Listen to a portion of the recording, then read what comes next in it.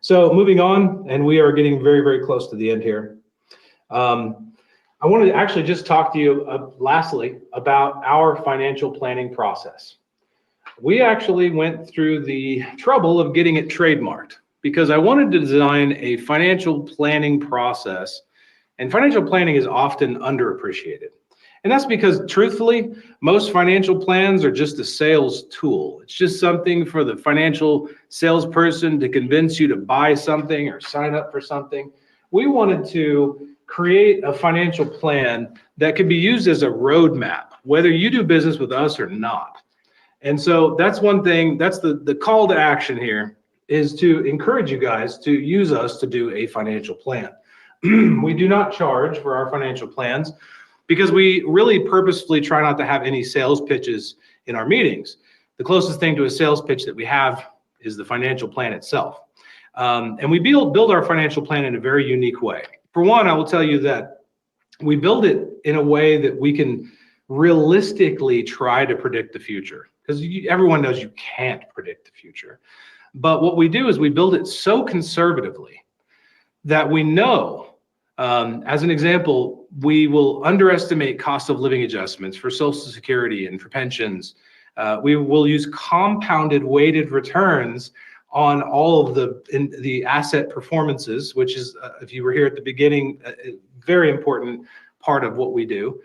And then on the expense side, we individually itemize all of your expenses, and we put individual inflation rates on each category separately and just kind of overinflate them a little bit so that we can realistically project what your expenses look like in the future. Now here, this is really important. Expenses are the most important ingredient in your financial plan, but advisors don't spend time on expenses because, newsflash, they don't get paid to manage your expenses.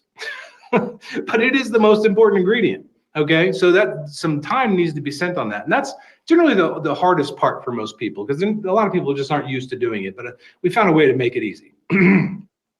And then lastly, we overestimate your taxes by trying to figure out what your taxes look like going forward. But what we do is we put in a rising tax rate environment because we feel pretty confident that's going to happen. And if you have all of those conservative elements in there and the numbers work, then you know you have a plan that is relatively bulletproof. And so our prosperity blueprint that's the name of our financial plan. And what's different about the planning process, in addition to not really having any sales pitches outright in it, we really try hard not to do that, even though there's sales involved in everything most people do, is that normally financial plans have some sort of a discovery session. Almost everybody does that, where you learn, and I misspelled it, that's funny, where you learn about the prospective client and gather data, right? We start with education, which is what we're doing right now.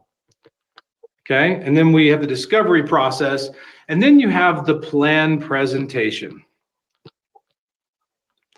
And interestingly, that's where the financial planning process typically ends with most advisory firms, is here's your plan. Isn't it wonderful? You ready to sign up? But in my opinion, that's not a great plan. And that's because it's something designed by a planner or an advisor without your help. And so where our process deviates a great deal is we have another meeting after that called the plan participation meeting.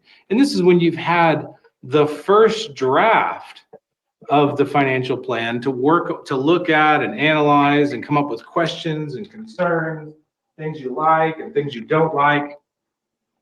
And in this meeting, we actually spend all of our time on the plan participation meeting going over these questions and concerns, things you like, things you don't, things you want to understand more. Maybe you want more over here and less over there. And so in this meeting together, we come up with a second draft. And now it's something powerful because it's something that we've created as a team. And then we have another meeting. We call it our decision meeting. And yes, I'm spelling badly because multitasking is not my specialty. In our decision meeting, we get together and we go through and make sure you completely understand recommendations. We're not going to let you move forward with anything unless you do. But we'll make last minute changes to the plan, make sure we caught any errors that we may have put in there, and come up with a third and final draft of the financial plan.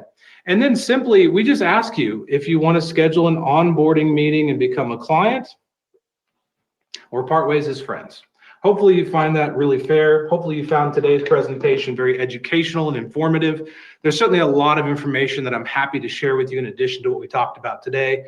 But I would encourage each and every one of you to take advantage of this complimentary process of getting a real financial plan in place. And again, it does not require that you work with us. It does not require that you become a client of ours, and you will get something very valuable out of it. So keep in mind, there should be, let me just take a look real quick. I got to get this out of the way.